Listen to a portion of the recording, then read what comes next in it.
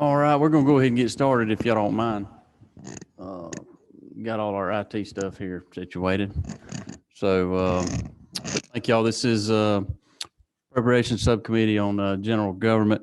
So, thank y'all for being here today. And if you don't mind, I'm just gonna say a quick word of prayer and then we'll get started. Dear Heavenly Father, we just thank you for this day. We thank you for all your many blessings. Just continue to watch over us, be with our families while we're away, keep them safe. Just thank you for the sunshine. We thank you for the rain. Just continue to lead and guide us as we manage your money. In your name we pray, amen. All right, thank y'all for being here. We're going to go ahead and get started. I know we've got several online, so thank y'all for being here as well. But we're going to go ahead and start with Andrew. You want to go ahead and go first? We've got Andrew Turnage with Georgia Access to Medical Cannabis, fairly new organization.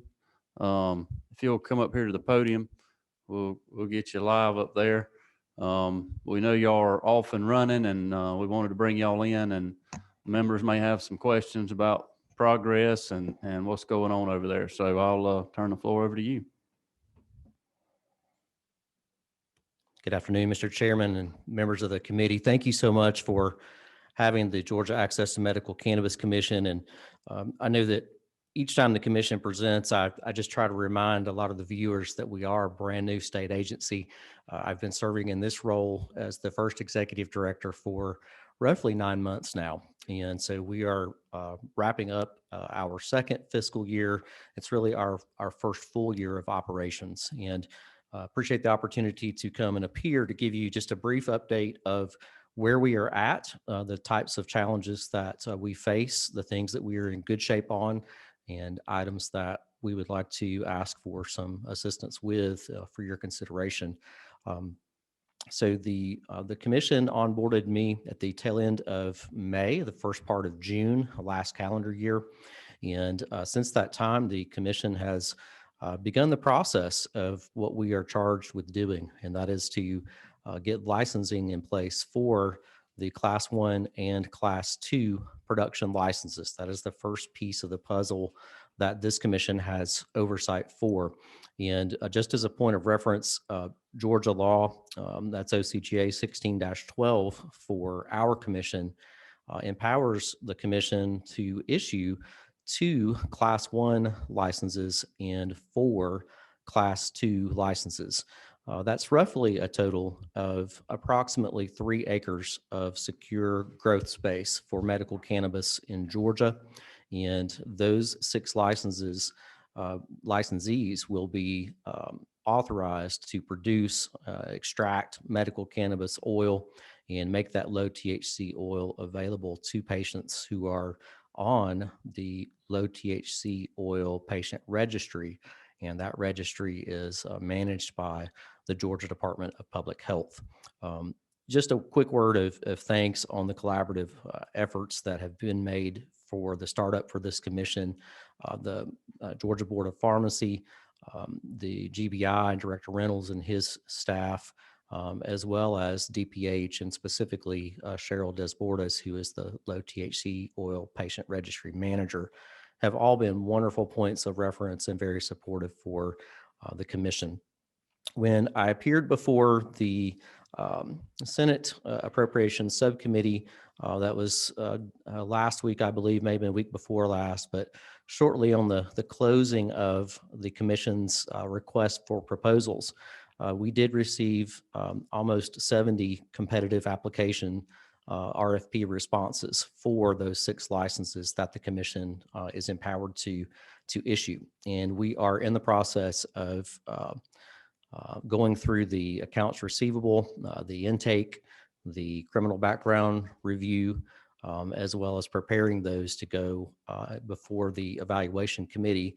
And the evaluation committee will have the responsibility for scoring those and arriving at a competitive range and ultimately selecting the licensees here in Georgia for those 6 licenses that I mentioned previously. So just a quick recap. That's a very quick walk through where we have gone since early summer last calendar year up until just a couple of weeks ago. Since that time, again, we have deposited into Treasury those application funds, and the commission projects that between the application fees that have been collected through this process for the RFPs, as well as the license fees, which are required for those 6 successful licensees to pay, we do project a total deposit for this fiscal year of 1.3 million. For our first 2 fiscal years, and this does not include the amendments that were recently signed, we were appropriated 225,000 for our first and second fiscal years. And we're certainly very appreciative of the work that this body, together with the governor's office, have graciously added some assistance for us in the current amended fiscal year so that we can bring on board a staff that will serve as an attorney for the commission. And just as a point of reference, many of the applicants that are my customers, my clients that I work for every day here at this commission, are companies that are both small business investment groups that are here in Georgia, as well as investment companies and multi-state operators who are licensees in other states that hold cannabis licenses in other states as well. Most of these groups are prepared and I think that they're very suited for. I'm very pleased with the caliber of the applicants and applications that the commission has received, but they're also well staffed with good legal advice. And so one area that the commission really needed and has been afforded some help for is to just be responsive to that emerging field of law and medical cannabis and cannabis in general, both in Georgia as well as nationally, very much in development. So that's again just a brief overview of the last few weeks since the conclusion of the request for proposals. And in the tail end of this fiscal year and in the coming fiscal year, the commission will begin also the process of promulgating rules. Those rules will be necessary for our next set of licenses. Those licenses will be for dispensing or dispensaries here in Georgia. So just to clarify, the way that House Bill that created the commission, House Bill 324, is designed, we have a statutory application process for those Class 1 and Class 2 production licenses, but the commission has to promulgate the rules for the licensing requirements for dispensing licenses. So we will begin that process again in this fiscal year as we begin to move towards issuing those licenses late spring, early summer, which will be in the current fiscal year. So as that process begins, as you can imagine, more and more awareness happens with the public. It certainly happens with the industry as well, and a variety of things come along with that territory. We do have a number of requests that come into the commission by telephone and by email daily already, but that increases as people become more and more aware of what is going on with medical cannabis and cannabis in Georgia. And we certainly want to be responsive to that as well. In the amended budget, we did receive funding to implement a new virtual call center, and the commission is a Google for Government agency, and we will be utilizing that technology. It's actually a very effective technology in that you can call and have a conversation with the artificial intelligence attendant, and that will be a much more cost-efficient option for the commission as we go into the tail end of this fiscal year, as well as the coming fiscal year. I think that's a very important move for us to continue to be responsive to the public that we serve. Even though the licensees are our primary client, we are the clearinghouse for many of the inquiries that come in on this subject from across the board in government, across the board in law enforcement, as well as from the general public. So that's a lot of information, Mr. Chairman. I know just a quick download, but appreciate the opportunity to come and give you a quick update on the commission and available to you at any moment to answer questions that you have. We certainly want to just bring just a final note, just awareness that even though we are very keenly aware, and the commission, myself, the industry, have been extremely supportive of a model that closely resembles what most people refer to as a vertical model in Georgia, meaning that the companies that will be licensed for growing in those secure greenhouse facilities will also have the option to maintain ownership and dispensing through a dispensing license, separate process again, but maintain some form of custody or ownership for their product. Again, those requirements are yet to be determined through the rules promulgation process. But nationally, of course, we're very aware of proposals that have been introduced in Washington, some of them draft form, some of them formally introduced. But one item that we're very aware of and we included in our annual report that I want to mention, in addition to some of the legislative adjustments that were requested in our annual report, I just want to be, I want to be diligent and inform this body as well as just decision policymakers in Georgia and the public at large that this is a rapidly developing industry and field. We want Georgia to be a national and international leader with medical cannabis oil. It is providing relief and help for people who have exhausted all other options. Many veterans and patients who have exhausted their options for pain and for treatment through narcotics, for example, have been able to find pain relief. That's one of the top reasons that patients are certified in Georgia. Additionally, we know that some very traumatizing and even fatal conditions like seizures for children as well as adults are successfully treated with access to this drug. But developments at the national level do go outside the scope of what we have presently in Georgia.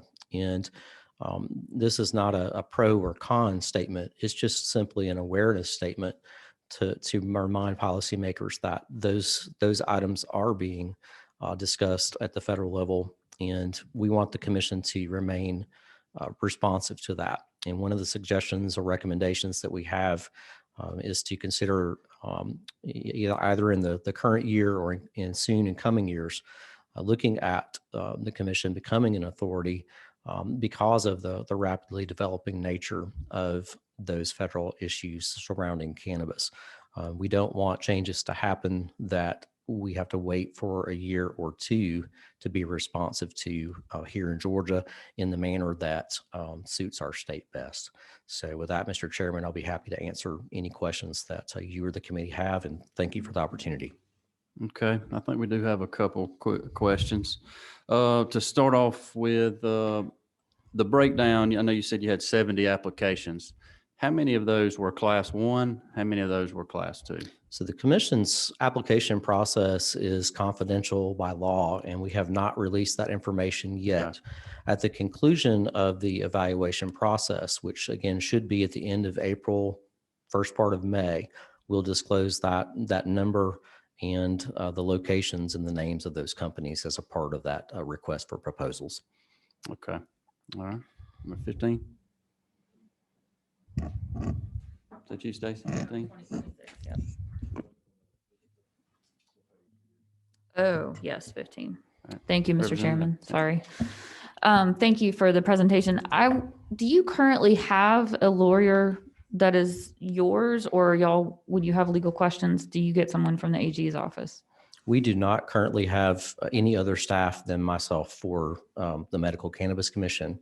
And that is the top reason that we asked for funding to bring on board.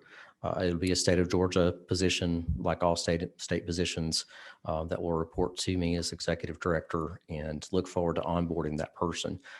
Currently, the commission does rely very heavily on the Department of Law, the AG's office, for assistance responding to legal requests, and we appreciate their help. They've been very patient with fielding, quite frankly, what I know from experience are actually staff in-house questions, and they've been very helpful to help us address that. But it is outside the scope of what they normally do. Gotcha. Thank you. Yes, ma'am. I'm assuming along the application lines, you're going to have about 64 people that are going to be really upset. And so you're going to definitely need some legal support. Mr. Chairman, that's a more than fair statement. It's probably stated better than I could. To frame it up, you certainly know of what you speak. In every state that has implemented this program, those states have been sued by the companies that are not awarded licensure. And it would be unreasonable to expect less here in Georgia. Representative Meeks. Thank you, Mr. Chairman. Understanding we're standing up a new industry, a rapidly changing industry in Georgia, and a time frame of April to May for those applications to be reviewed. What is your timeline look like for actual production to start once these licenses are issued, just for general knowledge? It's an excellent question, Representative. Thank you. And the companies that I met with prior to opening this RFP process, that was one of the questions that I asked each one of those. And so having met with almost 50 companies, again, before we began the RFP process, I asked that polling question. Most of those companies responded consistently between 6 and 12 months, so an average of 9 months from the date that they are issued a license. There are companies that have indicated that they are ready, willing, and able to do that in 6 months. Some companies are not as far along in the process. And just to clarify, there are companies that have indicated that they have already purchased property, have construction on a facility. They're steps ahead, for example, of some companies that have not. And I think that influences their response on the timeline to that question. So they're going ahead and making the investment in land and capital, so to speak, in the anticipation that they will be awarded a license. That's what they have verbally indicated. Again, those are conversations before the RFP process, and that's just a communication between the commission and them as they ask questions of the commission about this process. And it's both it's encouraging, it's amazing, it's impressive, and it's also a bold move on their part to make those kinds of investments in an unknown outcome. Right. Thank you, Mr. Chairman. Thank you.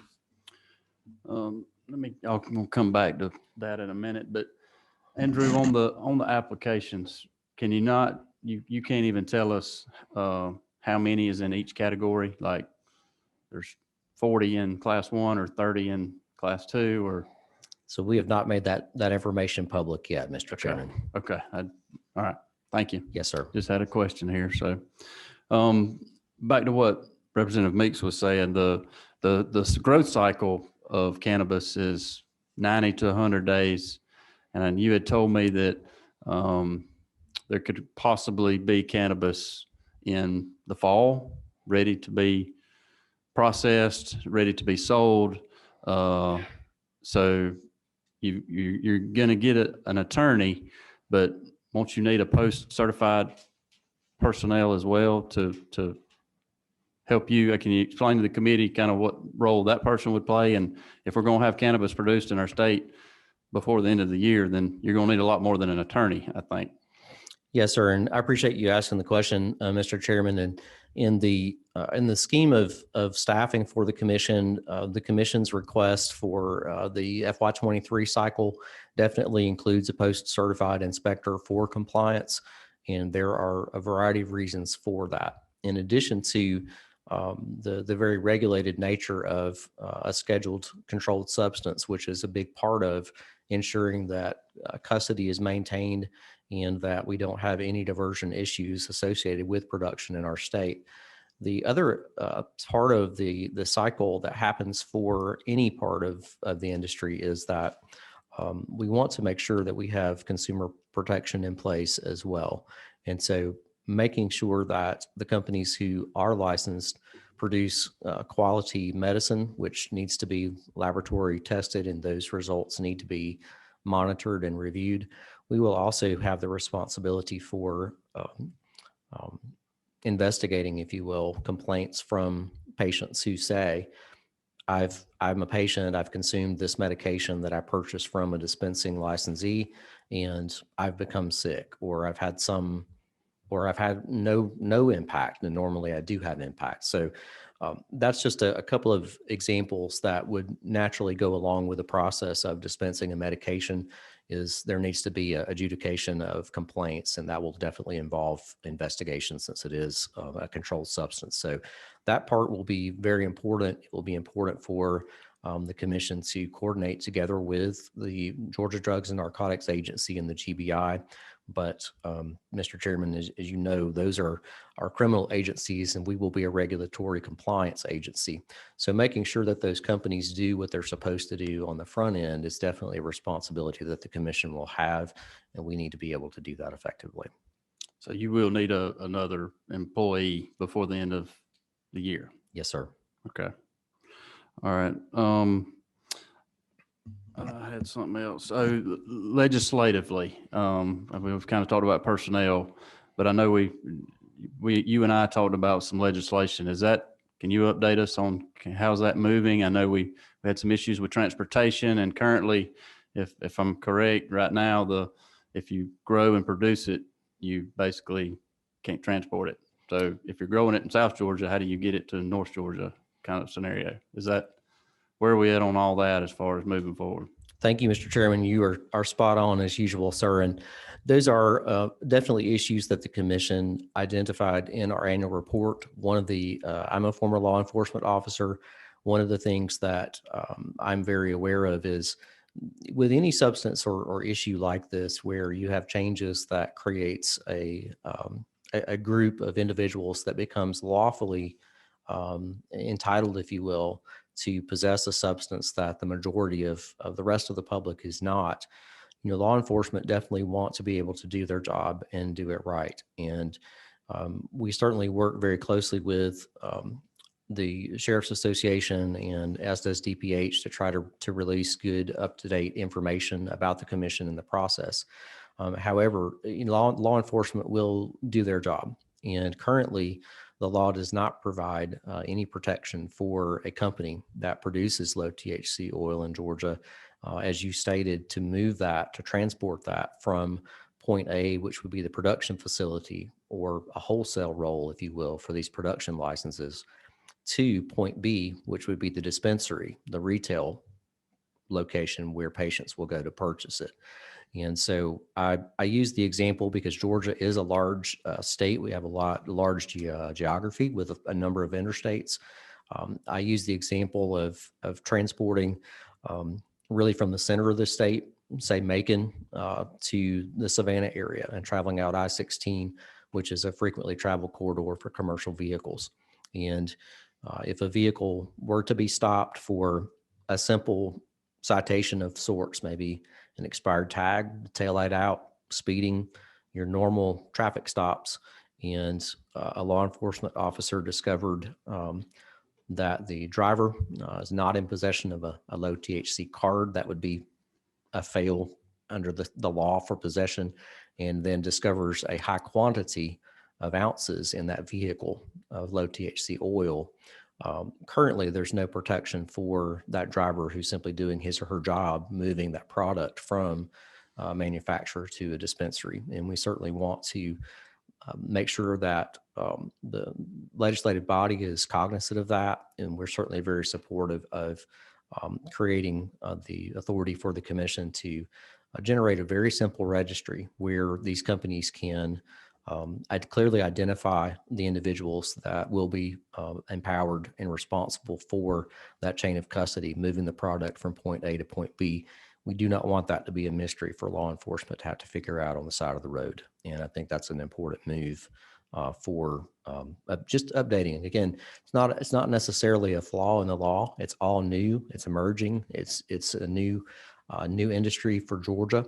And so that's not to be any sort of criticism. It's simply to underscore what we think is a critical need to make sure that the enforcement that we want to support in Georgia can do their job and do it effectively.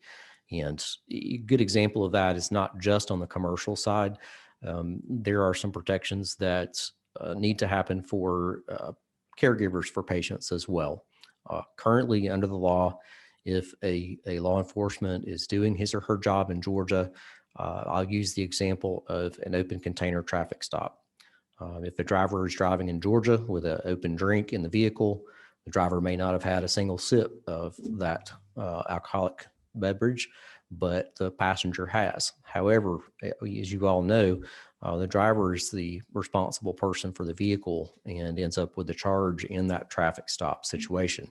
The same is true for medical cannabis in Georgia. And so even if the patient is in the vehicle, even if the patient has his or her low THC card, they have their state issued photo ID, and they're in lawful possession of a properly labeled low THC oil container, currently the driver can be charged in our state. And that's an item that we certainly want to help support caregivers, particularly for disabled and for children where they're just completely dependent on that. But those are our law enforcement updates that I think are very important from the commission's perspective. Right, because you'll have, I'm assuming you'll have at least 6 dispensaries, but there could be more. Yes, sir. So anybody moving the product would need to be able to transport it. Correct. Gotcha. Okay. And maybe just touch on it briefly, but I know we talked about it. I know being a farmer, I have to follow a lot of guidelines, and I'm regulated by the Department of Agriculture and the FDA, and we do third-party stuff from food safety to pesticide use, and we keep records, and just it's almost a full-time job keeping up with that stuff. I guess because this is a legal substance, none of that is in play right now, or nothing. It's just kind of you grow it and that's it. So right now, without production happening, we don't have that information coming in yet. The law will require the production licensees to submit regular lab testing results, as well as seed to sale tracking on a monthly basis. So that data will begin to come to the commission immediately when they become a producer and produce that low THC oil. And as far as oversight, for example, in contrast with a vegetable operation, the commission is responsible for at least an annual inspection for those. And while we would like to do more, we certainly will have to do so within the bounds of our budget, for example, to do that. The commission is not the only entity who can conduct an inspection. The GBI, as well as local law enforcement, are empowered to do that essentially on demand under the language of Georgia's HOPE Act. Are you going to need any more staff for that, or are you going to try to do all that in-house as far as keeping up with the traceability and tracking and requirements and safety and all that stuff? The current plan is to utilize the post-certified enforcement officer to maintain regular oversight for those reports. And with your example of 6 and 6, I think that it's manageable. I think if the number of patients increases or the number of licenses increases, I think the need could be there in the future for some additional help. Okay. All right. Anybody else? Anybody online? Any more questions? All right. Well, Andrew, thank you for coming today. Appreciate what you're doing. I know you've been a one-man show and you've been getting it done, and we appreciate that. And we know we've passed a law, and we need to make sure that you have what you need to do what the law says. So we're gonna be working on that, and just thank you for being here, and thank you for what you do. Chairman Watson and committee members, thank you for the time. I appreciate you just giving the commission an opportunity to come and tell you where we're at, what we're doing, and what we need. And most importantly, thank you for being thoughtful about where we are and what we need. Thank you. Thank you. Appreciate it. All right. Next, we've got Department of Driver Services. Are y'all online? Commissioner Moore, are you with us? Yes, sir. I am, Mr. Chairman. Can you hear me? I can hear you loud and clear. Awesome. First of all, good afternoon to you as well as the members of the committee. And thank you for giving me that excused absence last week. My daughter hurt her knee and she had a procedure and is trying to recover. So we appreciate that very much.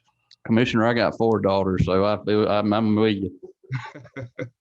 All right, well, I have a short presentation, although we really only have two small requests in the budget. So I would like to share my screen real quickly in order to show that. And hopefully it's come up and you can see it at this point.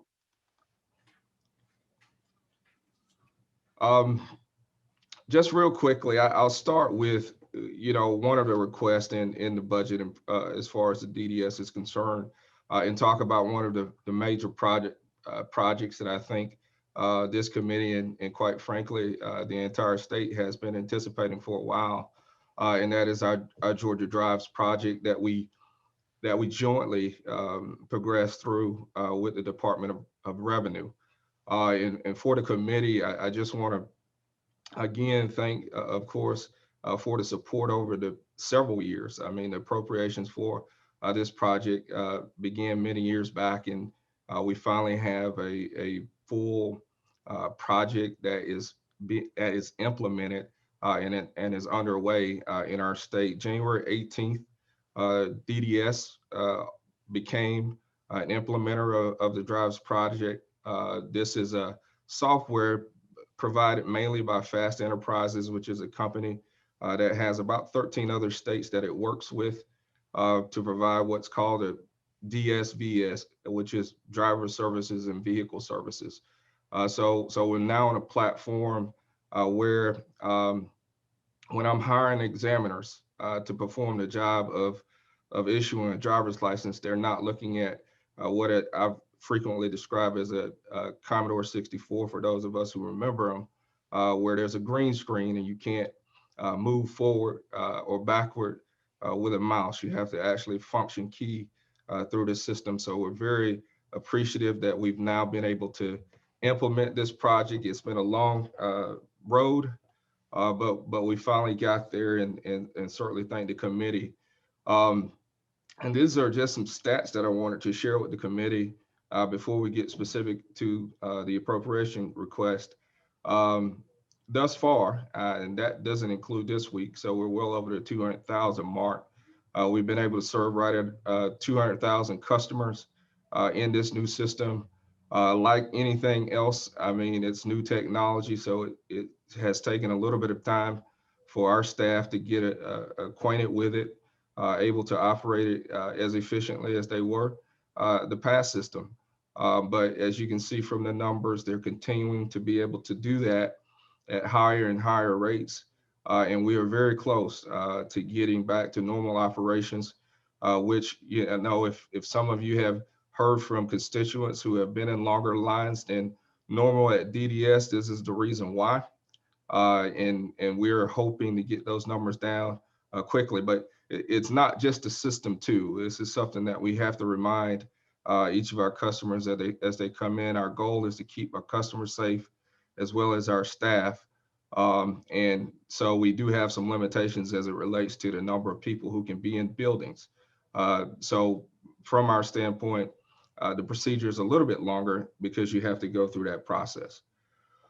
But if you were to look on the tracking sheet, you'll notice on line item 21.2.1, our request and the governor's recommendation is to utilize savings from the mainframe to fund maintenance and operations for drives.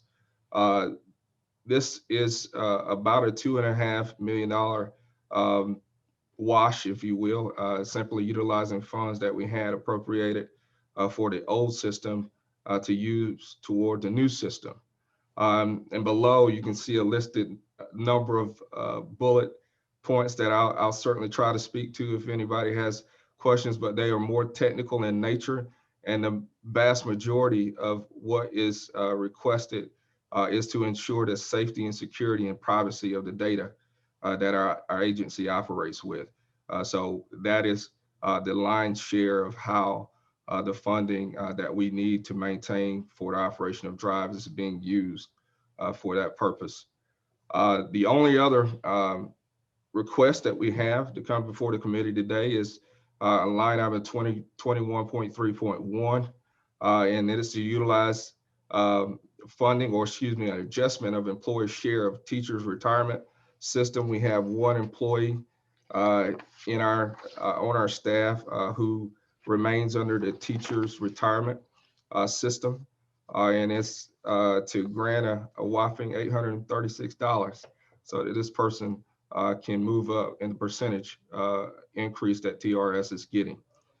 So that with that, Mr. Chairman, that concludes the presentation. And of course, I'm here to answer any questions, appropriation or agency wise that the committee might have. Okay. Well, thank you, Commissioner. You always do a good job. And I was just going to tell you too, we appreciate all the work that your staff and your team has done over there, Shavonda and Michelle, and working with our office and getting everything that we needed. We appreciate that. They do a great job. Thank you, sir. Just a quick question or two around involving drives is, and you may not have an answer for this, but has there been any concerns or updates on, I know that's a shared system with the Department of Revenue. How is all that going? Is there any concerns there as far as responsibility goes, or? No, sir. At the moment, our agency, DDS, as well as DOR, and myself, Commissioner Curry, you can't ask for a better relationship beyond just us as commissioners, but our entire staff. We're working very closely together in a very coordinated way. My concern, of course, is the future. There is the appropriation, the majority of the appropriation for this project is in one budget and not split between two.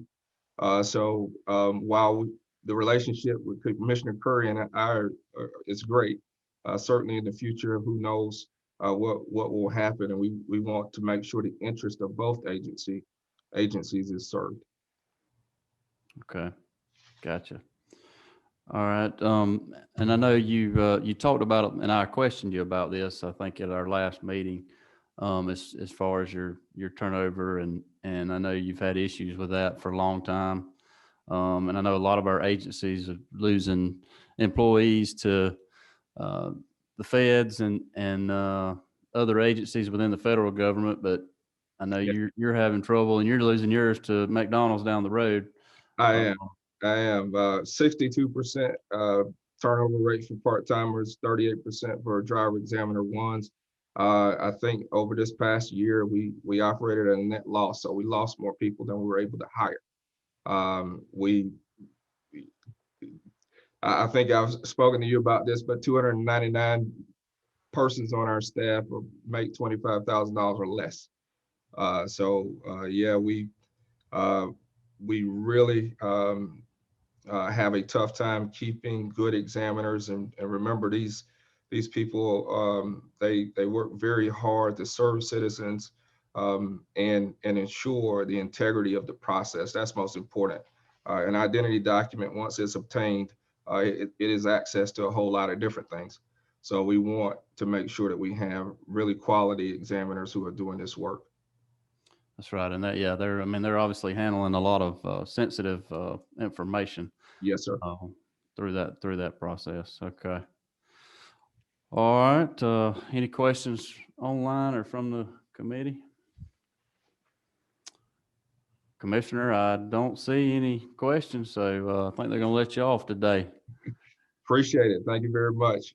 All right. Thank you. Appreciate what y'all do over there. Thank you, sir. All right. Next up, we've got the Georgia Building Authority. If y'all want to come on down, Marty, Gerald, however y'all want to split it up or handle it. We'll give you a lifeline if you need it. That's okay. Well, I may need the lifeline. The commissioner, I wish we get him back. I have a 15-year-old that's taken a test on driving test, so maybe some help with him. So, yeah, that's one of those things. That's what I want to, Commissioner, I may need a fail if you don't mind, because I want to put this off as long as I can. Again, hey, my name is Gerald Pilgrim. I'm the Deputy Executive Director for the Georgia Building Authority. I work for Marty Smith, the State Property Officer. We have with us April King, the CFO, and Lisa Payne, who's the Budget Director. And I think we're here to talk a little bit about what I understand from David was there were some questions about the rental history from GBA. Want to kind of give a little past You know, we think y'all should have all that information in front of you, kind of go through that with you, kind of maybe how maybe some rents calculated. And then if there's any particular questions that y'all may have, I know we met with Representative Houston last year, and I just want to give her a little bit, all the agencies actually need to give her a little bit of credit. And I don't think that any of them did it, but in 2021, there was some discussions about GBA charge for a site common space for the cafeterias. And that was one of those things that had been in there ever since they had cafeterias. And when we got back looking at it, we were charging people at 2 Peachtree or some rent for coming over to the cafeterias at 244 and at the towers. So we looked at it, GBA negotiated the deal with yours. We eliminated it from every agency's rent. So there was a $500,000 reduction in revenue to the Georgia Building Authority last year, and the savings to all the agencies as a direct result of Representative Houston kind of bringing that to our attention that the year before when the intergovernmental agreements went out, I think Marty had been in office about a month and he brought me in about an hour after he was sworn in. So we were fairly new when all that went out. So I want to thank her for that. And I think we've had some agencies seem to forget that. I saw a presentation in one of her committees and they kind of forgot that their rent went down this year instead of going up. So I've got you an intergovernmental agreement to share with them too. So, but if you look at 2007, this is when GBA and the state kind of changed how it was operating. GBA was given 100% responsibility for funding the State Properties Commission, also creating some funds where we do the maintenance funds that are in there. So that's really kind of our baseline of rents was at $12.30 for a standard office that hasn't been renovated. Some of the nicer offices, the Judicial Center, some of the places over at the TW building that have been completely renovated, they're actually at a charge a little bit tier higher. They're at $14.39, and then we have the just space for storage. But if you look at that, there's been a 2% increase since 2007. So that has been through, you know, so a lot of good work. We've got a great financial team that's helped us do that. The last 2 years with Marty, his number one thing is being effective and efficient, and trying to do that. We're doing more with automation, doing a few things like that. So we're not agencies aren't having to come to y'all to ask for more money for those type of stuff. We've also had a lot more put on us. From those rents, the capital that we have, which is 450,000 square feet, there's none of the space there is charged. So all the space there for Governor's Office, Secretary of State's, the General Assembly space, all that is in operations of the building authority built into the rents that we charge throughout the hill. So we operate. We also have the little extra work that we've had that with some of our automations that we've been able to save money in, we've actually put that money back into making sure we have more additional cleaning personnel. We've increased our janitorial services. The night janitors that you see or day janitors, we've actually doubled the daytime day porters that are contracted with GBA. We've concentrated the GBA employees from, say, 2 Peachtree in the Judicial Center. We've actually doubled the staff there and brought them here so we can see more work along that lines. We're using the World Congress Center has been devastated with their programs. GBA, by the time April 1st rolls around, we'll have spent $2.2 million in our funds, keeping World Congress Center employees actually working on the Hill so they don't lose their job. They haven't been furloughed. So we're very proud of those things that we've been able to accomplish. You know, just one of those things that, you know, again, we're, you know, here to answer any questions that y'all may have on that. We kind of think that there's sometimes just, you know, want to make sure that we're always available. If there's any problems with there, we're willing to meet with anybody to discuss that, but kind of just see if there's anything that y'all would like to discuss, or anything that y'all need, or any help that y'all may need particular in y'all's offices. I gotcha. Well, now that you said that, Now's the time to ask. I got the boss here and the financial person, so keep me off a hot seat. yeah, where's it at? Yeah. Do you have a question, Representative Barr? Okay. Oh, okay. Please, No- do. I'll have you a card. We'll have that so we can get you everything so you can get us. Yeah, no, I think the main reason for y'all to come in was just, we hear a lot from the agencies that come in, and we know we have agencies that are doing, I guess different things. I assume we have, some that are renting buildings outside of the state and paying private people. And then we hear agencies are having to pay you guys more or whatever it may be. And we kind of get caught in the middle. So we thought it would be good to bring y'all in. And this may be a silly question, and it was probably before my time, but I would kind of like to know, an answer, I guess, that why in 2007, I guess the structure changed to where agencies paid you guys and it wasn't an appropriation that we made to you guys, and we knew what that number was going to be. And now we started paying, we're appropriating money to the agencies are paying rent to you guys, and you guys are taking that money and keeping the place up.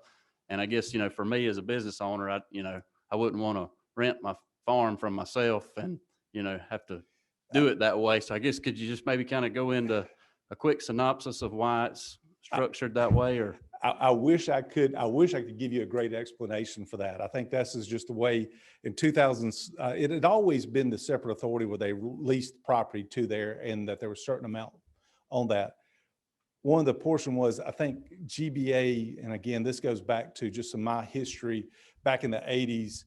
I don't think GBA did a very good job of maybe maintaining the buildings the way they should have been. If y'all remember the way the Capitol worked in the early 90s and the 80s, paint was chipping, some of the facilities were not kept up. And I think that was one of those things that GBA was giving a little bit more responsibility and a little bit more through, I guess this was when the Dill administration was there, or not the, I'm sorry, the Purdue administration. I think they then looked at it and then started using the building authority to try to help bring up the properties. Instead of just paying just utilities, they were going to be responsible for also making sure the paint's done. We don't go to the, we spend a good bit of money on the public safety. Our largest expenditures outside of some personal services was with public safety. We fund the Georgia Department of Public Safety on the Capitol Hill, $8.4 million to provide security on the Hill. So those type things that were changed to kind of a business operations, kind of like the World Congress Center.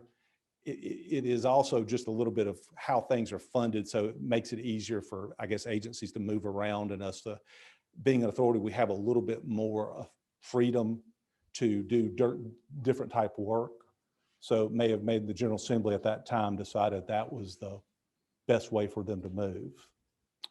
so some of our agencies that are outside of you guys, are they paying these type rates, or are they paying? There's not a agency. We also have the Properties Commission, falls under the state property Okay. officer, and there is no agency paying less rent than what the state's charging for the Capitol Hill.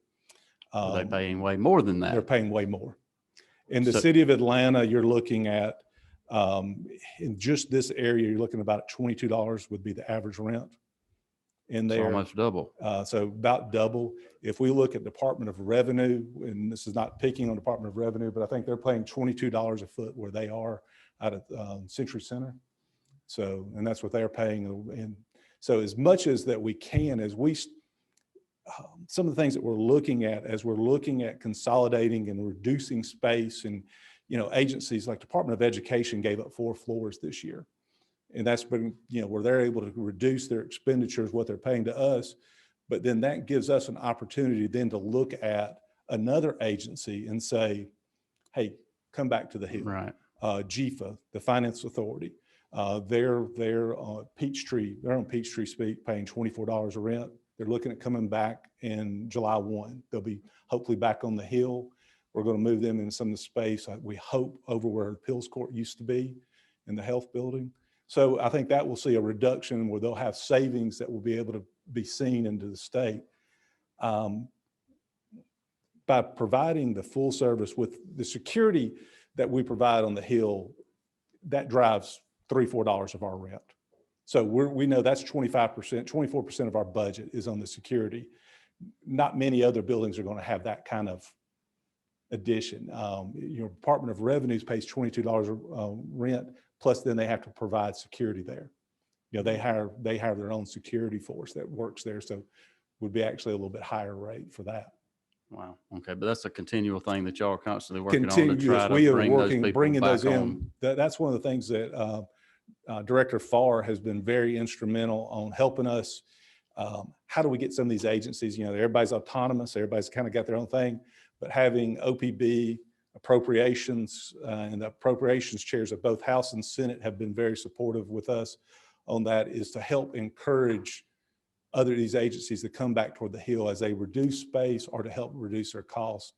So we have space that, you know, in the budget where we're looking at remodeling, have plans for remodeling the law building if that passes in the bonds. So we'll have money for there. So hopefully if we're able to remodel that building, bring it up to where it needs to be, that will free up some additional space that we'll be able to bring more agencies in off the Hill to lower their cost.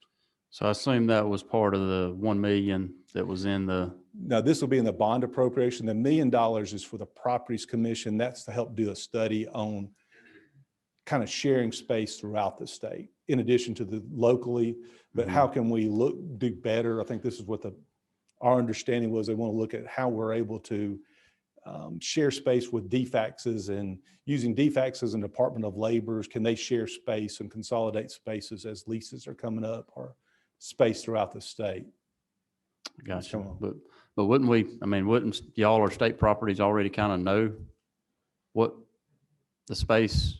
We're looking at it. I think it's a changing world. This last year has changed everything on space management. We were probably 2 Peachtree with people working there. We're about 75% of the people were coming into work last year.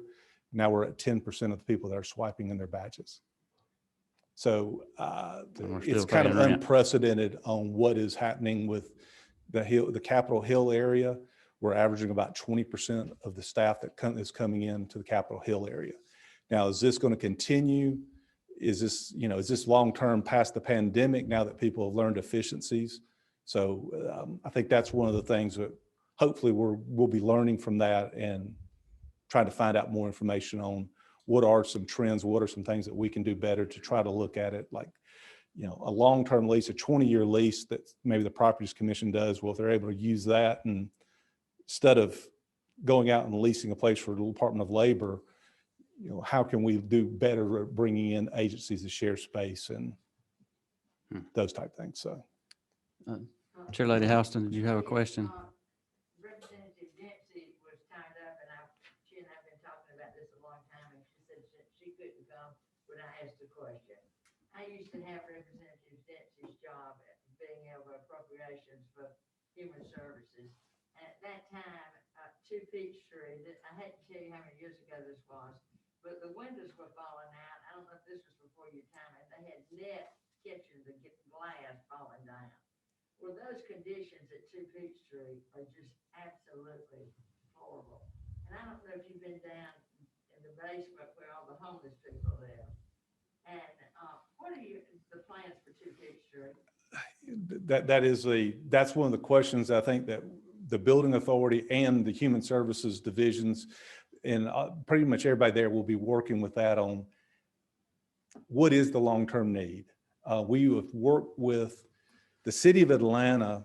We have everybody coming to the table. The Building Authority is willing to do work to try to help clean up down there. The Properties Commission, with the railroad having the lease on the property, with Mr. Smith's authority, we're able to use a pretty good stick to help bring the railroad to the table.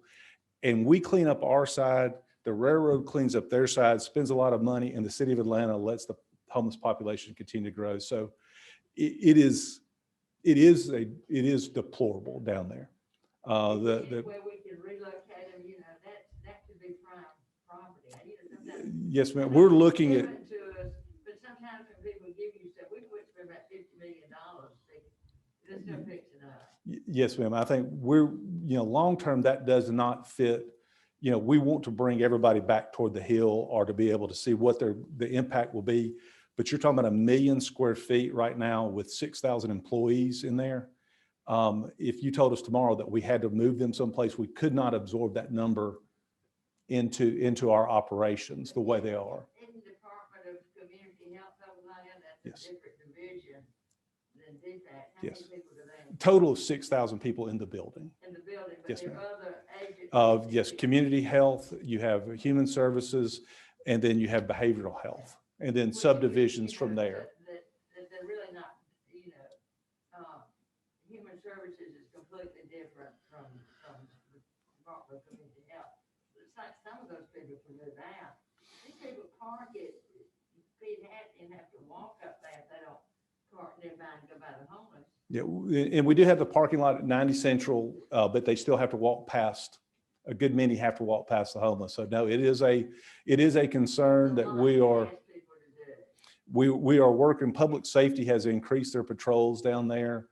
We have upgraded the camera, or upgrading the camera system now. We've done a lot there to do, but it is not someplace that we feel like, it's just a way, the parking, if we could have that brought toward the hill, or if we then disperse those agencies, like I said, if they stay at their capacity that they're running now, there is some potential that we could bring some of those agencies and absorb them into the buildings that we have as everybody lowers their space. I do think if we did a tour and brought the members and they saw downstairs what some of those people had to walk through, they would be appalled. You have no disagreements with us. Now, I will say the buildings are not falling out, and the building itself is, The glass is falling out. no, ma'am, the building is safe. The elevators, we're working on that, keeping everything up. We want to make sure it is as best as we can.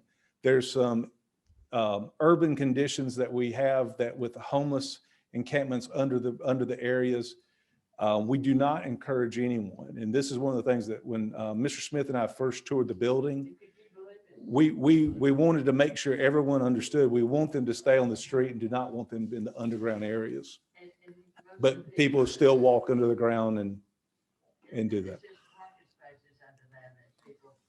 We no longer let those parking places are under the ground. It's all in the parking deck at 90 Central. So we do own a deck, and we try to encourage people there. The basement down there to keep the people in? It's just very limited. They have, when they walk down there, you don't want to lock them completely out. So Some of them just set up homes down there. Anyway, she sent me over here to talk. Okay. Well, thank you, Chair Lady. It was good to have you. And for the people that are on Zoom, I apologize. You're just missing everything. But But you want me to ask a question and you are working on it. We need it, like you say, you wouldn't want your wife down there. right. Well, along those same lines, the 1 million that was in the amended to do the property assessment, is that being done by y'all, or are y'all having to hire that out, or what? I mean, I guess what is that? Is that part of what you've been talking about trying to find space and bring people back I think here? that will be used more. We'll work on the stuff for the Capitol Hill area. I think this is going to be more throughout the state, in Savannah's, Albany's, in those places where we have properties throughout the state, where we have lots of leases with human services, where we have leases with labor, all those other agencies. Revenue has a lot of leases. So Gotcha. Okay. Representative Barr, you got a question? Yes, sir. Chairman Barr? Appreciate your presentation. It's very insightful. My question was for those workers that were Rural Congress Center folks. How long do y'all foresee you're able to keep those folks busy? we're working right now. We have had an agreement. We've extended it several times. Right now, April 1st is when our agreement ends with World Congress Center.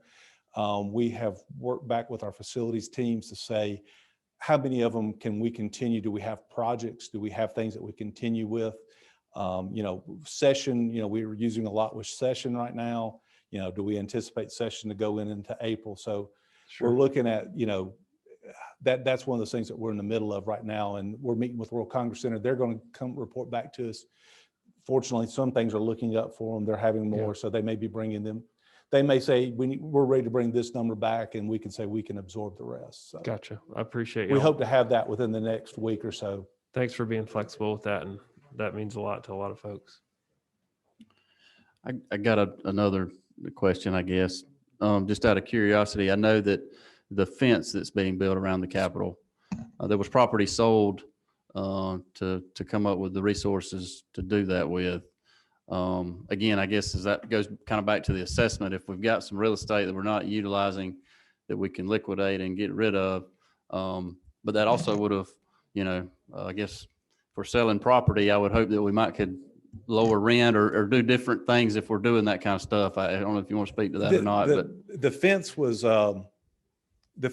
one of those things where we sold 1150 Murphy Avenue, and we went to the building that was owned actually by the authority. So that gave the flexibility. We went to the building authority, working with DPS over the summer. May 27th, when we had to break in October 2019, we looked at a lot of hardening of the structure of the Capitol, things that we could improve, cameras, different security systems that, we'll be glad to address with any member offline that we kind of have. We did that. We did not anticipate large crowds. May 27th hit, and we had vandalism to the building.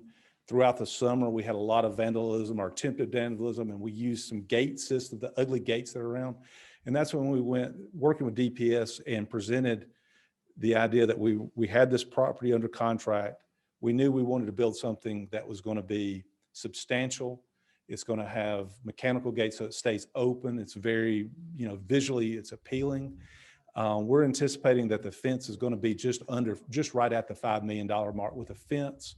The security measures that we're adding, that'll be with where our dumpsters currently sit, that will be a kind of a guard station that'll have a lot of electronics in it that'll operate a lot of the stuff and also be able to watch everything around Capitol Hill.